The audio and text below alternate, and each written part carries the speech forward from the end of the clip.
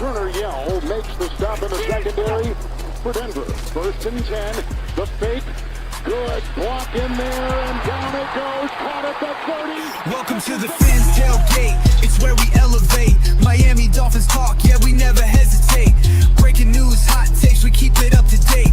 And when the fans speak up, the panel resonates. We live that aqua and orange from the field to the mic. Breaking down the plays, man, we talk it every night. From Tua to the defense, you know we keep it tight. NFL moves, you know we got the insight. We open up the floor, yeah, it's your time to shine. Fans drop the heat with opinions realigned. You got concerns, bring them, we're gonna chime. The Fins tailgates, where we keep it prime. Welcome to the Fins tailgate, it's where we elevate. Miami Dolphins talk, yeah, we never hesitate. Breaking news, hot takes, we keep it up to date. And when the fans speak up, the panel resonates. The NFL's changing, but we stay on the grind. Latest breaking stories, we don't waste no time. From the trades to the rumors, we make them all align. At the Fins tailgate, we always on the climb. We're repping the Dolphins, but it's NFL wide. From South Beach to the league, we keep it worldwide. Got the fans engaged with the energy supplied. Come kick it at the tailgate, we're riding high tide. Welcome to the Fins tailgate, it's where we elevate. Miami Dolphins talk, yeah, we never hesitate. Breaking news, hot takes, we keep it up to date. And when the fans speak up, the panel resonates.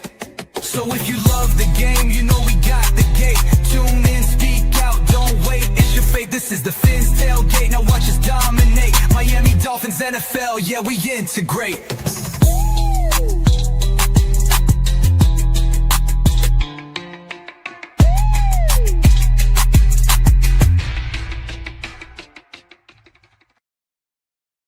Good morning, everybody, and welcome to WCFL Dolphins Talk. It's game day. How we doing, Derek? Good morning, Papa Paul. Yes, it's game day. I'm ready to see this win. Another W. We'll have to wait and see. You know, it's as the odds have us. You know, we can be slight underdogs to very narrow favorites in some lines.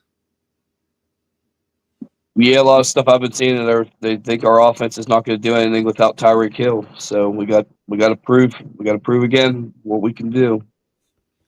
But Carolina's pretty tough, always at home. So on the road they're terrible. But yeah, and they're also out a running back. Hubbard, right? Yeah.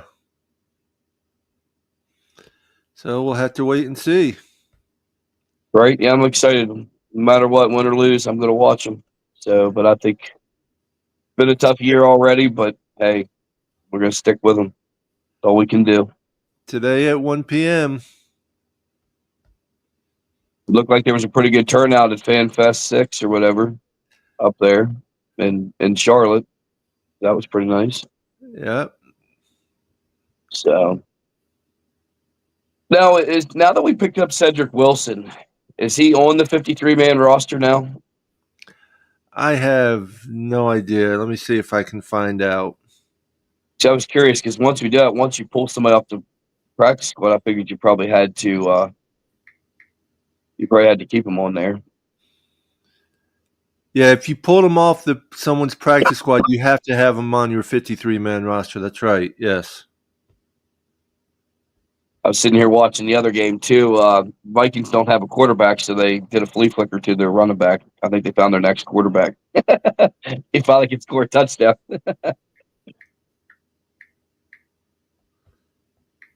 So, who all do we don't have too many people out today, though, do we? And then we should be getting Austin Jackson back here soon. I know that Eichenberg's supposed to be coming back.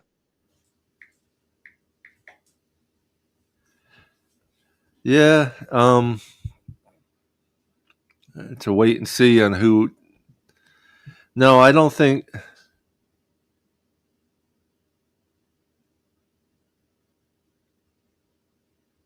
We have a couple guys that are after this week should be eligible to come back, but whether they're ready or not is the question. According to this, it's saying, as the latest report, Cedric Wilson Jr. is not on the 53-man roster. He was signed off the Saints practice squad after Tyreek Hill's injury.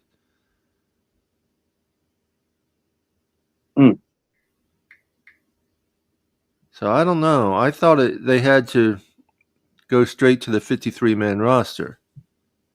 That's what I was thinking too. I mean, I'm all right with him staying on there, and I would love to see the other Taj Washington, come up. I mean, he's been a healthy scratch from what I gather, so there's no reason why he shouldn't be brung up. Right. We got to start giving these young guys. We're basically in a rebuild. It's especially now that Tyreek's hurt. We got to see it. Got to see these other new guys get on there. Yeah. I mean, hopefully Waller stays healthy. I think the offense can still do well. We still got 2 good running backs. But I mean, there's no replacing Tyreek Hill. I mean, he's the best receiver, hands down. Yeah. For his playmaking abilities. But I've seen that he was there. He had surgery, and he was already back at the team facility and had a meeting with the team on Friday. But that was good. But I think he's trying to save everything, because I think he knows that they're probably going to release him. Save all that stuff. There's a lot of money saved, but there's still be at least $11 million in dead cap. See, I thought there was more than 11 million dead cap. I thought it was a lot of money. For next year, from what I've read before, I think there's only $11 million in dead cap that would be gone if we released them, and but that's if we go past the beginning of the football season, which is in March, we have to pay him $11 million guaranteed. Okay, because that's that roster bonus, and yeah, he gets $5 million roster bonus. I was seeing in that. I'd be all right if we released him. Money that he would get, right, even if he never plays a play. Right. I mean, I'd like to see him. I mean, I would be all right with releasing him. As long as we could bring him back. I think depends on that, if he stays out of trouble. Why he's hurt, especially if he's going to keep coming to the meetings, and then try to restructure the contract. And because that's a big thing to try to come back from. But I mean, going to say some keys for Miami to win is establishing the run game and limiting mistakes. If we can establish a run game, that'll help out a lot. Yeah, we just got to keep feeding H-Han the ball and give Ollie a good chance to run. I mean, he didn't do the greatest, against the Jets. Ollie didn't, and then try to use Waller a little bit more too. Victor says Carolina is one of the Jekyll and Hyde teams. You never know what you're going to get from them. This is a game, too. It should be good enough to win. Just don't turn the ball over. That is so true. So true. Yep. If we take Carolina for granted, we're gonna get beat. Tua's definitely got to keep the ball and not turn it over. So I still think I'm gonna say I think we score over 24 points today. Yeah. I'd really like to see Chop get in there and get some sacks. But see, I was reading stuff where when he got hurt at New England, hurt his knee, and then we lost Ryan Crow for that. Whatever happened to him, he's still suspended. And that's why they're not getting a rotation there. I was reading a couple articles on that. They're still the new guy is still trying to figure out rotation and plays and how to rotate everybody. But now, what would be your thoughts on bringing back Wilkins? He's a free agent right now. If he didn't want a bunch of money, I mean, it's not out of the question. It's going to depend on how much I don't know. It's not out of the question. Good morning, Russell. Good morning, Russell. Good morning. Good morning, Derek. Good morning, Paul. Go ahead and ask the question again. Hey, Russell, what do you think about us bringing Wilkins back in? I know he got cut from the Raiders and all that stuff. What would be your opinion on that? I liked Christian Wilkins when he was with Sealer, but I don't know how damaged he really is right now. I'll tell you what, though, it would be probably some extra juice along the defensive line because Kenneth Grant hasn't done anything. And I mean, Phillips is a young guy. Biggers is a young guy as well as Grant. Yeah, we're not getting anything in that from that position. I mean, we definitely could use it, but we don't know how damaged he is. Obviously, I mean, we have to be a physical. Obviously, he's not going to get big money either. And I'm surprised that no other teams have went after him. So there's something's wrong, you know? And like I said, I liked Wilkins when he was with us, but yeah, we can't go out and grab somebody and then they give us one game and they're out, you know? Right. We don't know if that foot's still. Yeah, because I mean, obviously he's been released for a while now and nobody else has picked him up. There's 31 other teams, you know? So something's not right. No. And then that, maybe he wants big money. He did, because didn't he sign a $100 million contract or something like that with the Raiders? Yeah, he got a big contract. I mean, people seem to forget in the NFL. They say hypothetically, they throw a big. Everybody. What's It's up, always John? a signing bonus. Say hello. Hey, what's up? Sean Wooden, guys. What's Hey, up, Sean? What's up, John? How you doing? Why are they here?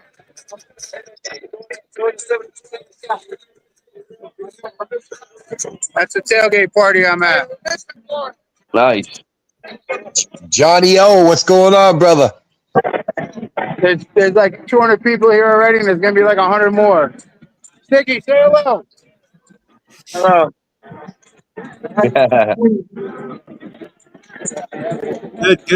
Good. Nice to see you. Looks like a good time up there. Hard to hear you, but Yeah, it looks like a good time up there. oh hell yeah. Johnny O, what's going on, brother? This is Russell. What's up, Russell? Nothing, just relaxing in St. Thomas with the wife. Enjoy, brother. Yeah, it's hot as Hades out here. That's what happens when you're from up north. Oh my God, Derek, it's crazy. You know what makes me laugh? When the temperature says 86 but feels like 98. Oh, brutal. Basically 98. So what's your prediction today, Johnny? Johnny, what's your prediction today? What's that? What's your prediction today? It's right around 78 right now. No, he wants to know what you think the final is going to be with the final score.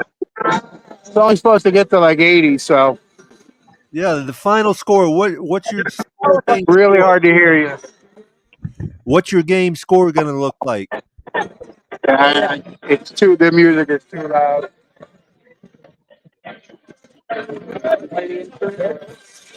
There's Allie. Hey, Allie. Yo.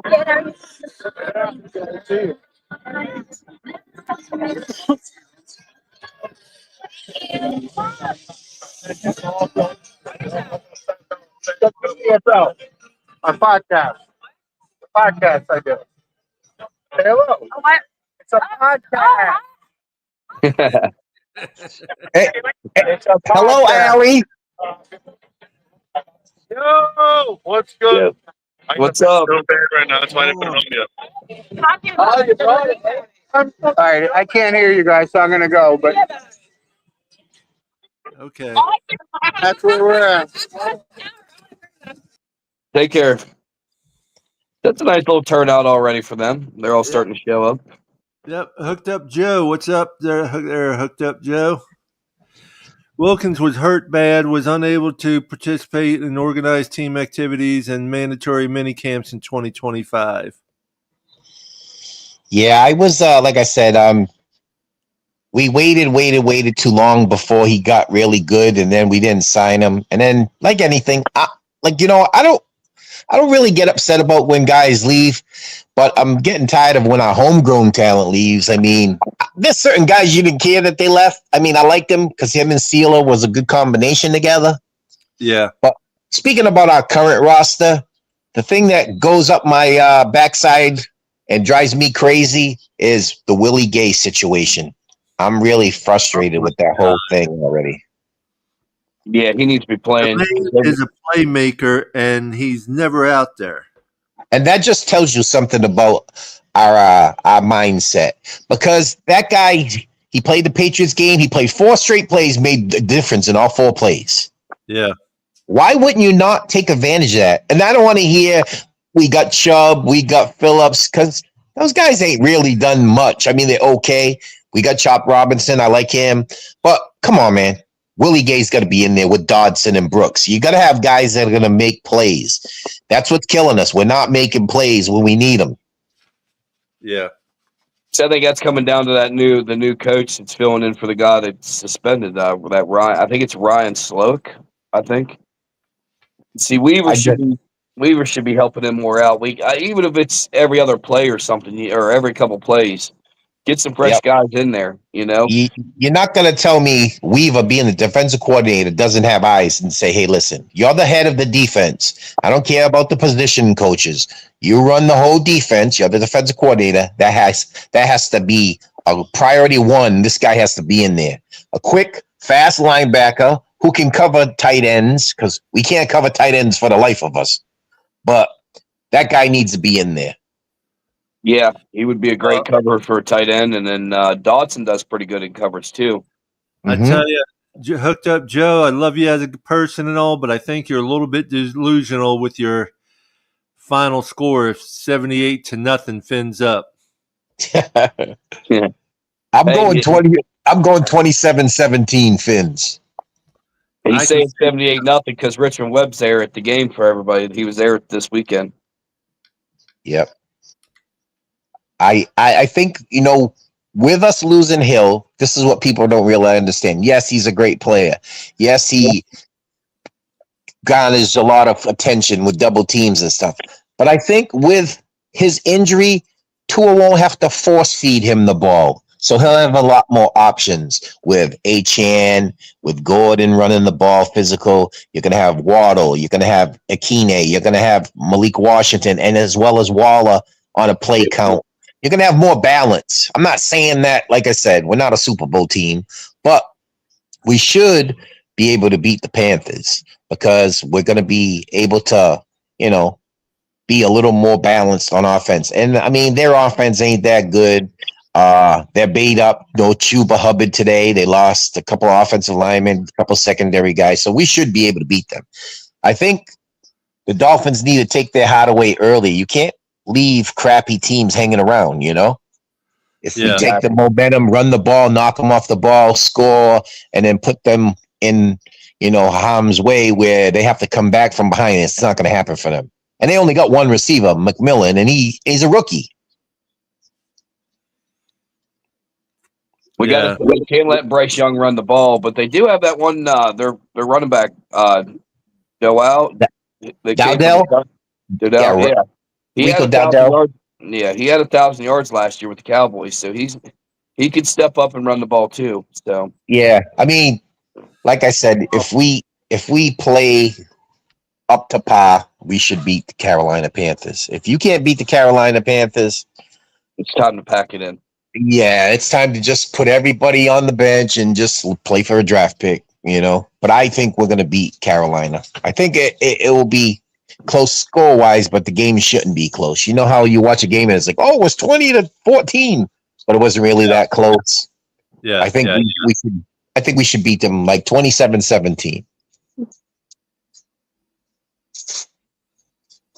Yeah, we always tend to leave teams hanging there, and we can't put games away early, which, Yeah, I think, like I said, it's gonna be, we gotta play error free on the road, obviously. And like I said, you can't go in there and obviously the first drive of the game, hypothetically, we can't go 3 and out either. We gotta get. I mean, from what I've seen on Twitter and X and whatever, there's a lot of fans there, so it's. They should be coming out, and then, like I said, you got to take their heart away early. Yeah, Yeah, the Dolphins' third down defense has struggled. They'll need to improve in that area. I it mean, I should feel like watched. a home. It should feel like a home game for Miami. As many people's there. hmm And you know the thing too is I watched the Panthers last week up here on TV against New England. They had the first drive of the game. That was it. The rest of the game, they like Bryce Young looked lost. They ended up putting in what's his name? I forgot his name now. He used to be the Bengals quarterback. Oh my goodness. Well, he came in like midway through the late in the third into the fourth. I mean, and Bryce Young wasn't hurt, but they got hammered. And then he's so small that if the defense gets a push, which I think we should, they're going to make it difficult for him. And he's basing all his attacks on slants to the taller kid, McMillan. So I mean, I don't know. I think we should beat them. This should be a game where we get turnovers and we should put them behind the 8 ball. I mean, there's no big time receiver. It ain't like we're playing Jamar Chase and T. Higgins, or you're playing a team that has a viable threat. I mean, they're basic, and people will say, oh, yeah, they play well at home. But I think, like I said, if we play physical at the start, excuse me, run the ball and play within ourselves, not try to have a hero ball with because now Tyreek's out. If you balance it and distribute everywhere, we should beat them. Yeah, especially with the ground and pound we have. We got a two-headed monster there. You got a big guy, you got a fast, speedy guy that can catch the ball, both of them. I was just shocked how quick they wanted to automatically say our offense is trash without Hill. You know, because you got to remember Hill was out a couple games last year, and we Yep. still did right. You know, Yeah. and Well, like I said, I think, Derek, we have more balance when he's out, because if you watch the games, and we all do, you know, Tua always looks for Tyreek Hill, third and something, or he it's almost in his head. I got to get him the ball, similar to what Jalen Hurts does with A.J. Brown, because you know he's going to come in the huddle and he's going to be upset. I think it's with Malik Washington, who will be valuable in the slot. I'm still upset that we picked up Cedric Wilson when we should have put Taj Washington, but now Cedric Wilson's hurt. So, I mean, I don't know. Well, he's not listed. Whatever minor injuries, he's supposedly not on the roster today. So maybe Taj Washington gets on the roster. He should have been anyway, you know? Yeah. now Taj- what number is Taj Washington again? I forgot what number he wore because it was preseason.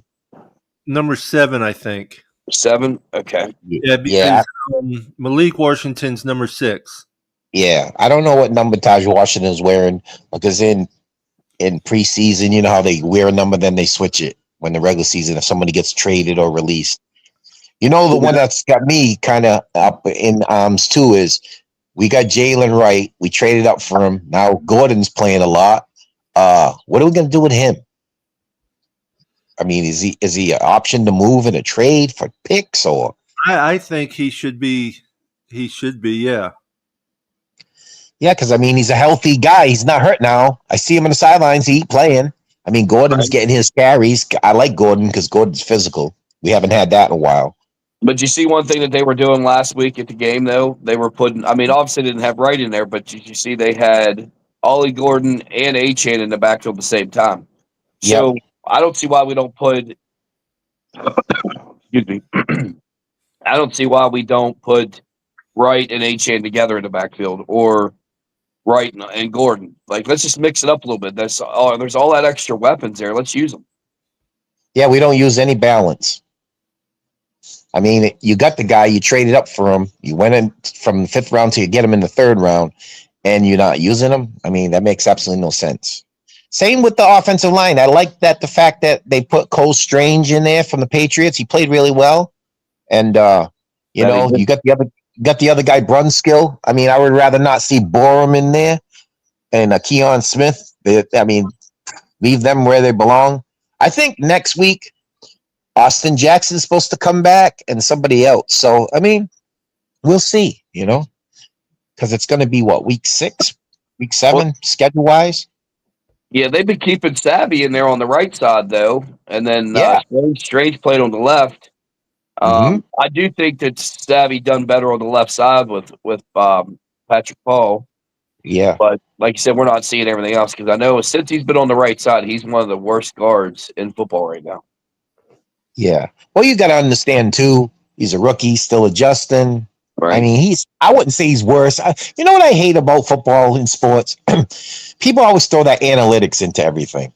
Yeah. I mean, yeah. you know, it drives you crazy when they'll say, oh, he's the 50th tackle in the NFL in blocking. But when you watch the game, he's not really making mistakes. You're not seeing holding penalties. You're not seeing like procedure penalties. Maybe his technique's not up to par just yet. But I mean, I'm not hearing that if he was that bad a pick where people are already calling him a bust or, you know, he's playing well, but I mean, there's room for improvement like anything. And Right. you're also thinking about if you were to put him on the left side, you're going to have a first year starter, him at guard, and then you're having Patrick Paul. His is his first year starting. So do you really want to do that? I mean, I know it sounds good, but I think a lot of things would change once Austin Jackson comes back in, providing he can play more than 2 games because he always comes in and he goes right back out. But if he stays at the right tackle and he's steady, I think we'll be a lot better. And I think Savvy will be even better with that veteran type guy next to him. I mean, Larry Borum, really? Yeah, that was yeah. Yeah, like I said, I really liked when they brought in Brunskill and Strange stepped out good. Yeah. I mean, you can't go wrong with Strange. He was a first-round draft pick by the Patriots, so they must have seen something in him. And you know how what's funny about sports? We can all say, oh, this guy's this guy's that. Certain guys don't fit in certain systems. Just what it is. Yeah, it's true. We had Noah Igabani. He wasn't crap with us. Look, he went to Washington. He plays well. We traded him to Dallas. He didn't do really much. Got to the Commanders. Plays really well. So, I mean, some guys, certain systems, they fit better, more comfort, the comfort level. And you know what thing that drives me crazy, Derek and Paul, about the Dolphins? I'm sick of that freaking San Francisco run offense. I mean, we run the ball wide all the time. I mean, Right. HN, we don't use them as much as we did the prior year with screens. Ingold's our fullback. We barely use him on anything. A block here, block there. I'd rather just say, hey, what's the point of having a fullback? Well, I'd rather have another receiver on the roster because if that's the case, you got Julian Hill that blocks. Well, I mean, you do have him in the I formation when he comes in, but you know you're going to lose Ingold if you're going to put Ollie and HN or Wright and all that. I would take that all day, you know. Yeah. But yeah, he definitely does block. But yeah, we don't. That's the problem about being a fullback. What's the possibility of putting him as a tight end? You put him out as a tight end to block, and then still go out as a receiver. Yeah, I mean, it's possible, but we got Connor, excuse me. Connor, I haven't really seen much. I mean, here and there. I mean, Waller played well for the first game. I mean, but you don't want to burn him out early either because you're talking about a guy that was retired. I mean, keep him on account till, he's ready to play full time, which, I mean, he was impactful for the time that he played. I mean, the first play he got was a slant. I mean, if the guy didn't barely get him by his thing, he might have took off. Right. And I mean, he's physical. But back to Ingold, though, the one real nice touchdown run that HN had, I thought it was Ollie Gordon in there, but it was actually Ingold. Ingold set that up. If he didn't hit that block, Ken would have never scored that touchdown last week. And that's another thing, like you said earlier, they have to balance with Wright sometimes, too, because you don't want to burn HN out. Yeah, HN's got a lot of carries already. That's what I'm saying. So you got Wright there and you got Gordon. I mean, you don't want to burn the guy out. I mean, he runs physical for a smaller guy. But like I said, now the focal point of offense is probably going to be on his shoulders because of Tyreek with the running game. I would say, hey, listen, you got a value to us with the running as well as receiving. We got to get Wright in there 6, 7, 8 carries a game. When Gordon 6, 7, 8 carries. Not HN 15 carries, and you throw the ball to him 7 times, and then Gordon gets 3 carries, and then HN gets no carries. You got to balance it. Like you said, there should be times where Wright and HN are in there, or Gordon and HN, or Gordon and Wright. You give them different looks. But you know what it is? Jimmy Neutron, the boy genius, he's steady with the same plays, the same calls. He doesn't like to change anything. He doesn't adapt. Right. Now, let me ask you this. Do you think Jalen Waddle's going to going to pull a double coverage most times now? Or are they going to let him? Or they think they're going to play him? I think they might play Waddle straight up. I mean, Waddle is a deep threat. I mean, we don't throw the ball deep, but he's a deep threat. I mean, he's good intermediary, slants and quick goes to the sideline. But I mean, if Achane is running the ball, it will make him doubly tough. If we're not running the ball, then they'll double him. They'll say, hey, well, we'll take away that. And somebody's, like I said, a Malik Washington. Hopefully Taj Washington's on the game day roster. And maybe the big guy, Akine from Tennessee. I mean, he came in last week with when Hill went out. He started on the right side because he's 18. So that's what I'm saying. We got figure if he's in there as well as Waller, those are two physical matchups, bigger guys, against smaller corners. Yeah, because Waller's 6'6", and the other guy's like 6'4". Yeah, 6'4", 6'5". So you got to take advantage of those things. Considering, I like the fact that they had Tua on the move. I don't want to see it all the time, but I mean, it was cool that they had him on the move. So I wasn't too upset about that. But I mean, it also, gives them more chances of getting hit, which I don't like. But I mean, if it's going to keep teams off balance, and we seen where he'd roll out and he'd had Achane in front of him and somebody in the middle of the field, so he's got more options rather than just dropping back and hoping that whoever's his blind side, whether it's Borum or whoever, blocks and he don't get creamed. But like I said, I'm optimistic. Good morning, Sharif. Good morning, Sharif. Main thing with Tua, as long as he just keeps keep the carbs and the fluids, right? Hope everyone is doing great this morning. Good morning, Sharif. Good. Let me take a quick commercial break real quick, fellas.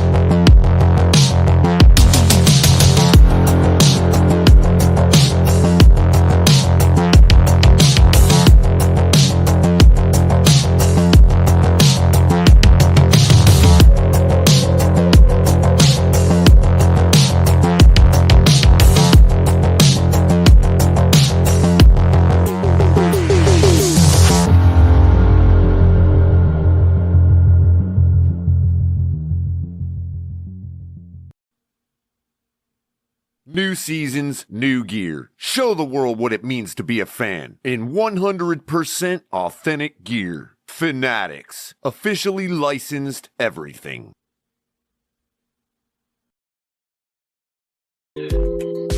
What's up, y'all? This is Chef Jew. Looking for a great chef for your next catering party, private party, office party, etc. with welcome watering meals and desserts? Let Chef Jew Catering and Sweet Treats take care of it for you at an affordable price.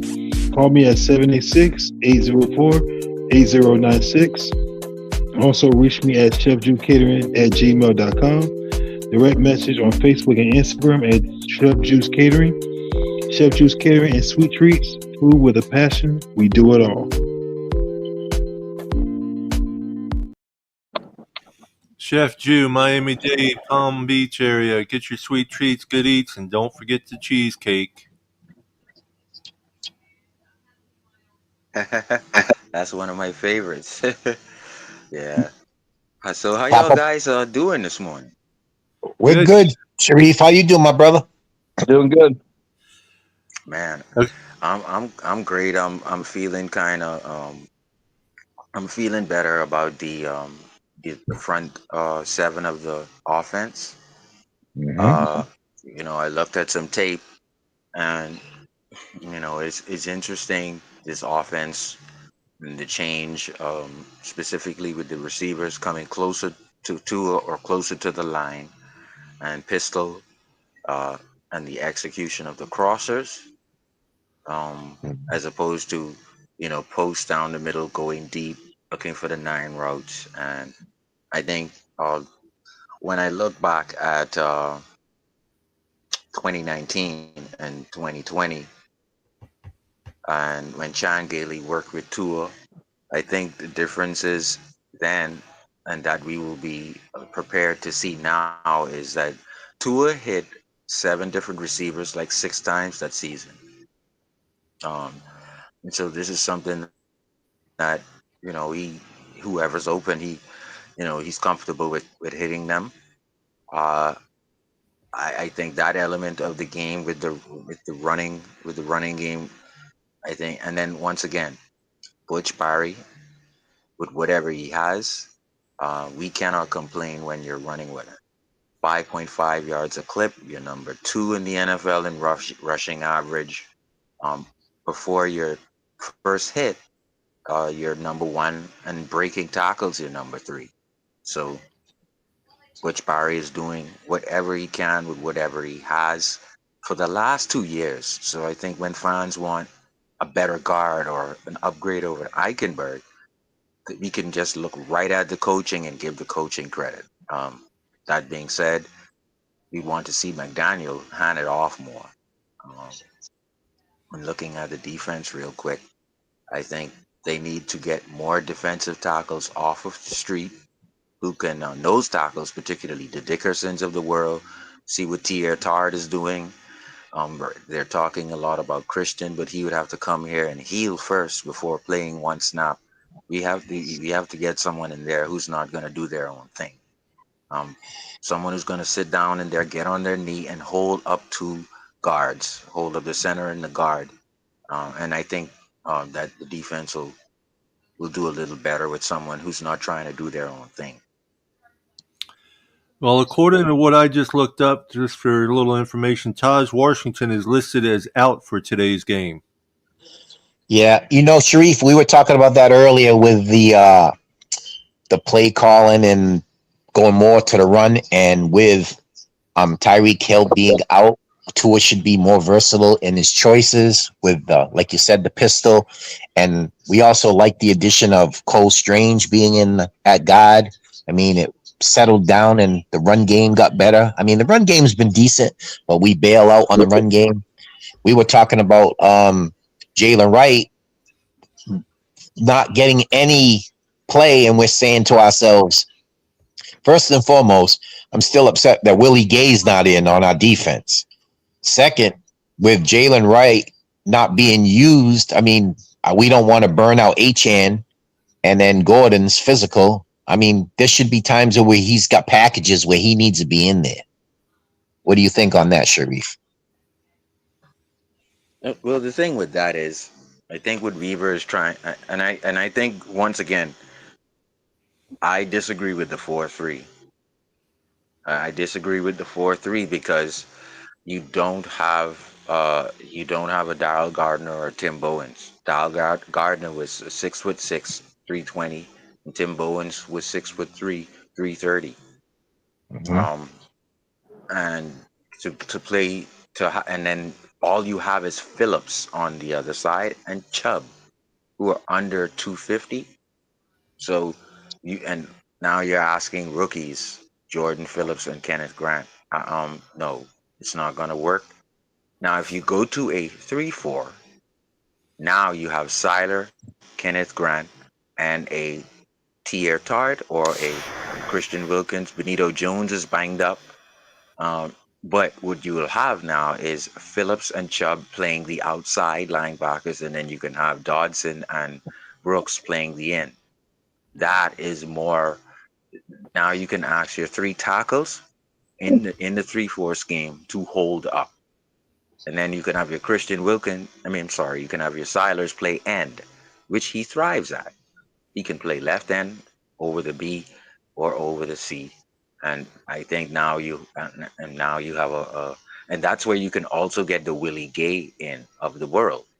Yep. Because then you can have Jalen come down and Willie Gay just replace him at the 4th linebacker on the end. It looks pretty bad when we are watching Phillips covering Yeah, he shouldn't be dropped in coverage. I mean, Right. And I in this 4-3 scheme, what's happening right now is the guards have more niches and more joker plays than these rookies in the 4-3 scheme. So when you play the Jets in Indianapolis, you're talking about guards who have just a bunch of things up their sleeve against Kenneth Grant and Jordan Phillips. And they're just better things up their sleeve at their times in their career right now. And they'll be facing teams who have guards with experience and tricks up their sleeve. So you can't you expect a 4-3 with two rookies who are not Darrell Gardner and Tim Bowens to just say, I know what the guards are going to do to me at my point in yeah, my you career. know So that's why I the think problem, like you you said should change earlier, to the 3-4.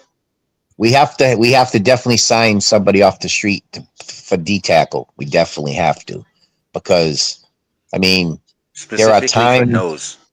Yep, we need a like a Gallimore that we had from Dallas that we had the previous season in camp. We should have see if he's out there still, like you said, a tier top. We definitely need someone who's going to hold up, because we're getting gashed on plays. That first half against the Jets it was pathetic. I mean, till the kid fumbled on the Jack Jones strip. I mean, they were running up the middle like relentlessly, and we couldn't stop it. And I mean, that turned the Right. game around because that was the opening drive for them. But they abandoned it later because we had a lead, so they had to start throwing the ball. And then Justin Fields, they took away his element of surprise with the running game. But they still Um, ran for $160, $170 for the game. right. And the reason why doing your job was such a focus with Flores in the 3-4 is because me being who I am on the line, my responsibility was to hold somebody up. It was not to get past him and get to the quarterback. That's a sacrifice you have to make so a guy like Ogba could run free to the quarterback. So you do your job and then the job gets done. What you're doing now in 2025 is you're seeing Kenneth Grant. He's not doing what he's supposed to do. He's actually He's trying to see if he freelancing. can break through and get to the Yep. quarter. Right. So this is where Flores' discipline scheme, hey, you do your job. You're not getting the sack. You're not getting the stat on display. Just hold up this left tackle and let Ogba get around so he can get the sack. And we get the stop and they punt. And so this is the type of thing that the Dolphins have to learn all over again. Could we run a little bit more of a nickel too to get put Dotson back as more of a cover linebacker, and then still get Willie Gay in there and still keep Chubb and Phillips in there at the same time?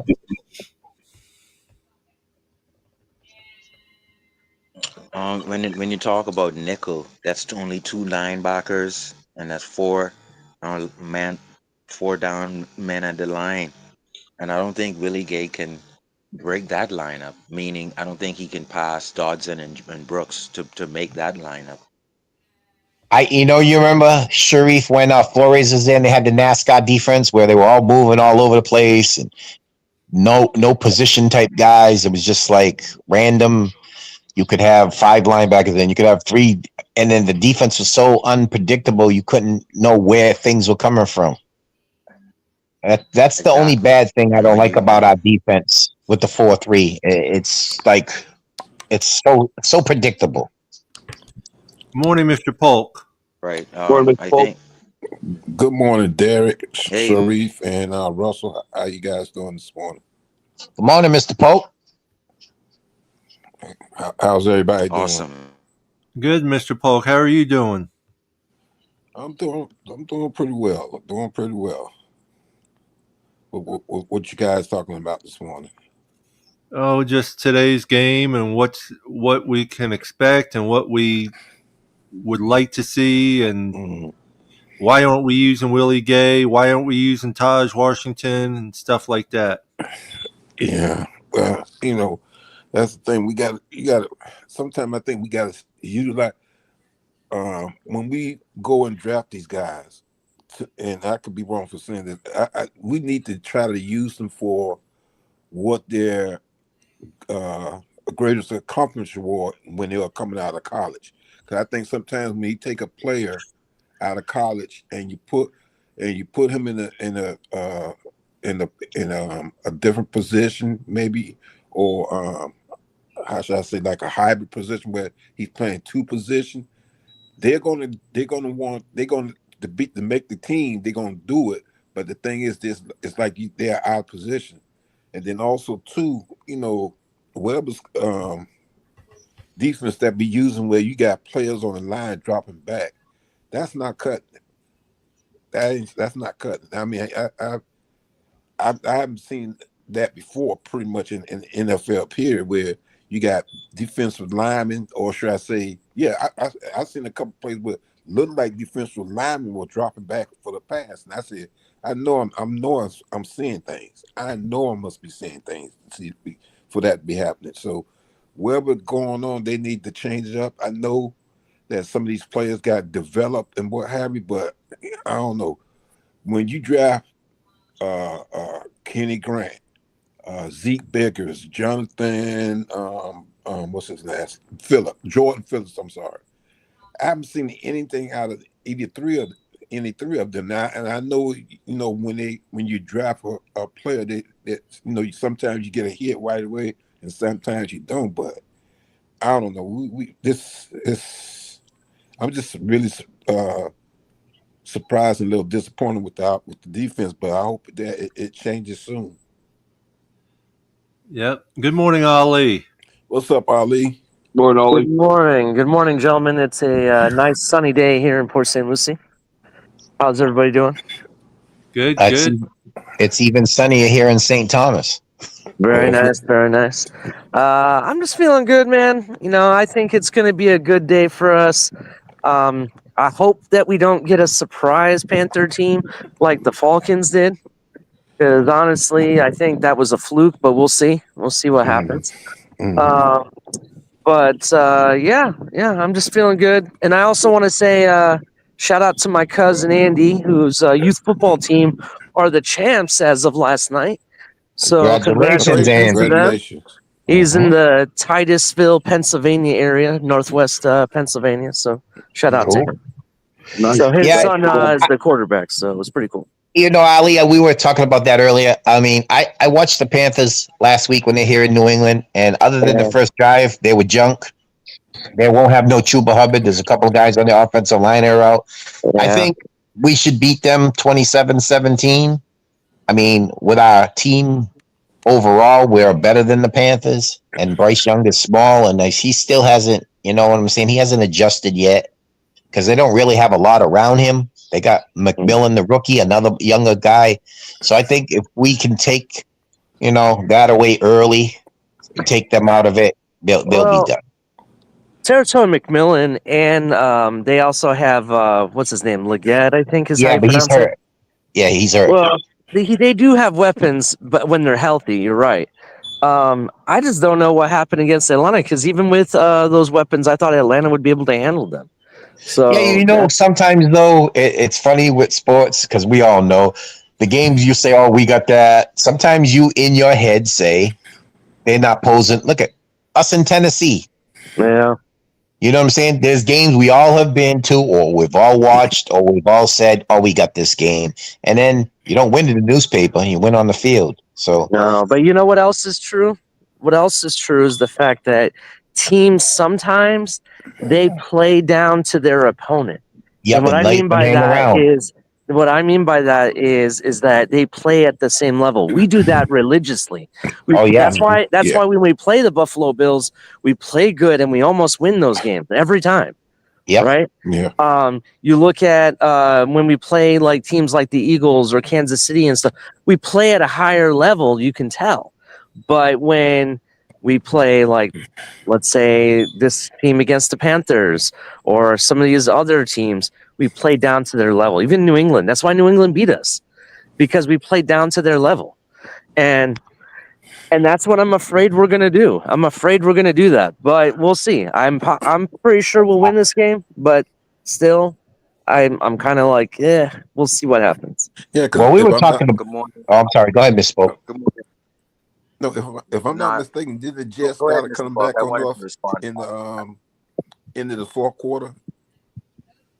Say that again?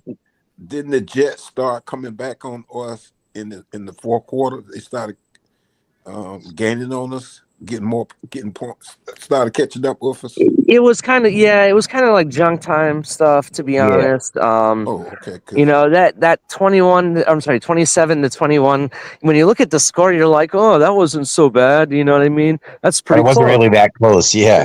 But if you look at when it happened, it wasn't that. You know, I just don't want to get caught. You know what I mean? We just Yep. saw it play out in college football. It got caught. People got Yeah, the caught strap left and game. right. Yeah, the strap I game. don't want to get caught. That's basically where I'm at. You know what I mean? But see, that's why I mentioned because it seemed like, I understand what y'all saying that was, y'all call that what, junk play or whatever.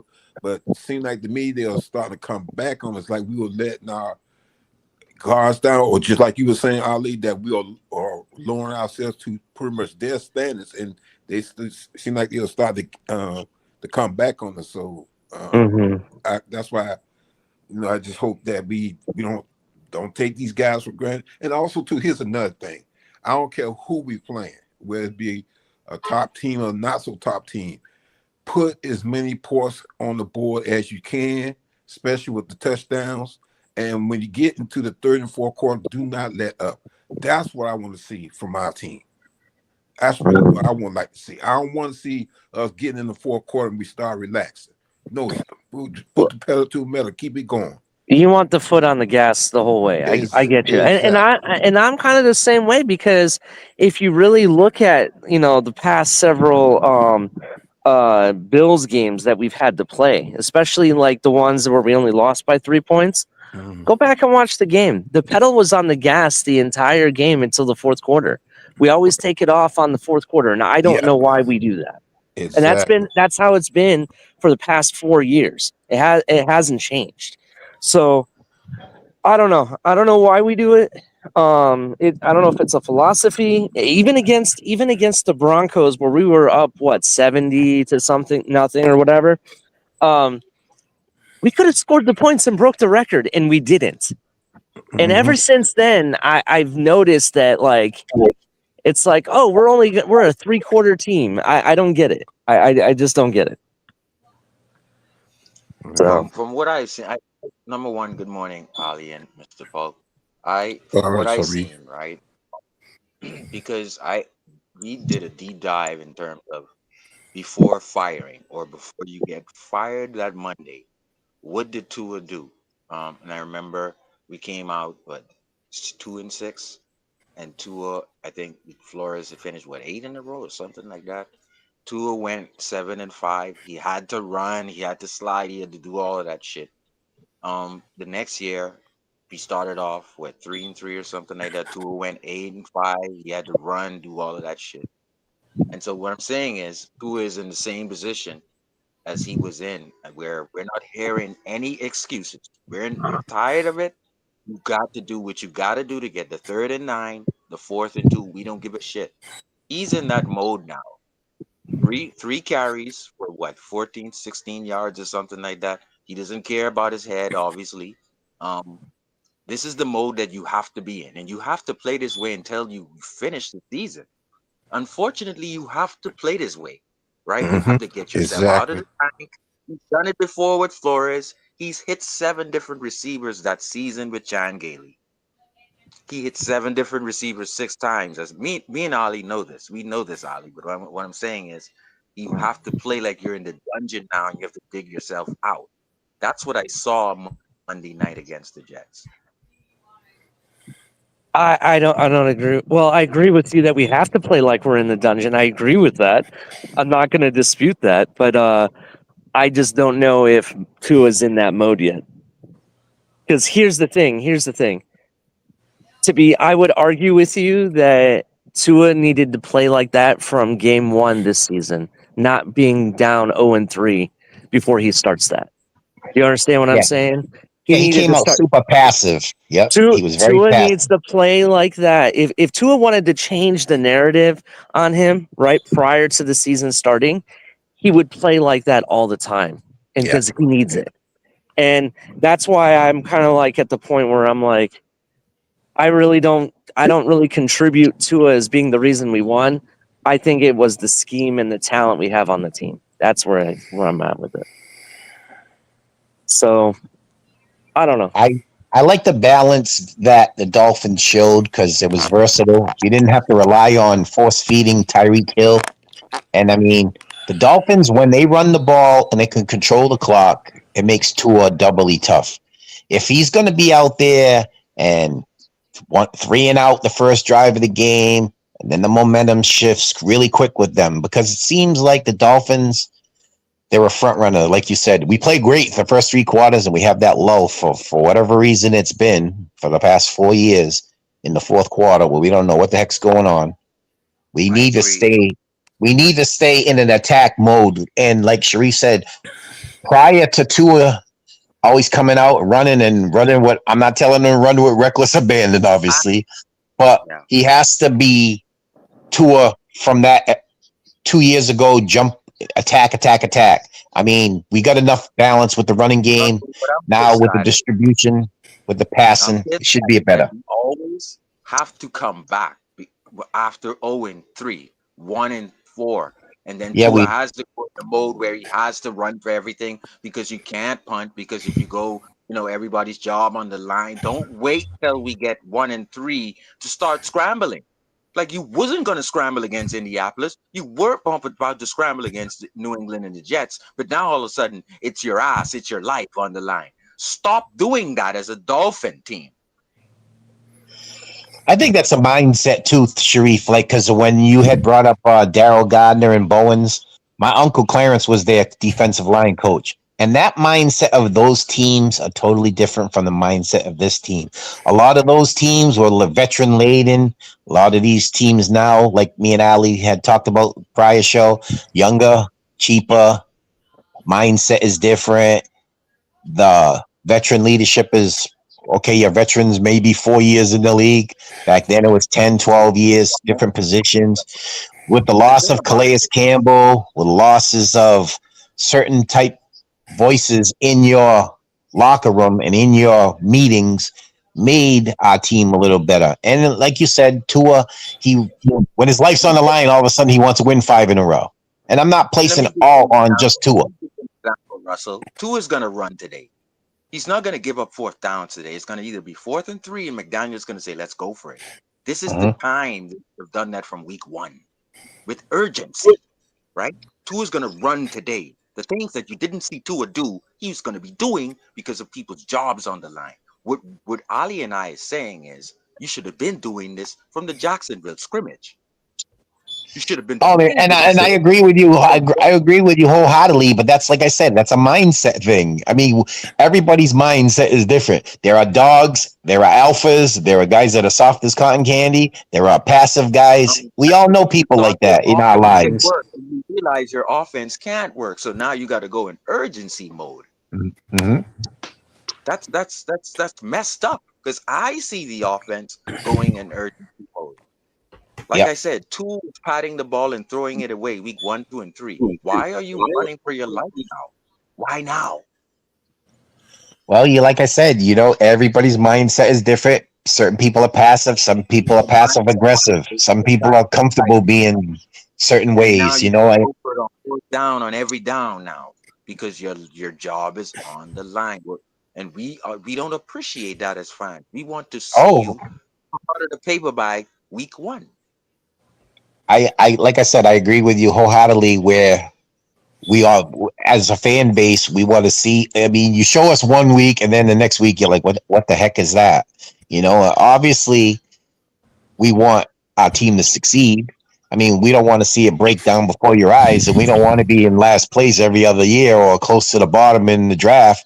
We do just enough that we're mid-level, because there's never a year that you're like, since the 1-15 year, and we've had mediocre years. We either 8 to 9 wins or we're 7 to 10 wins. We don't have that 13-3 in us, 13-4 in us, because it's all about mindset. And our philosophy is a soft philosophy. Yeah. We're a track team. We're not a physical punch you in the mouth, knock you off the ball, north and weather type team. Where, hey, we're going to do all the tricks.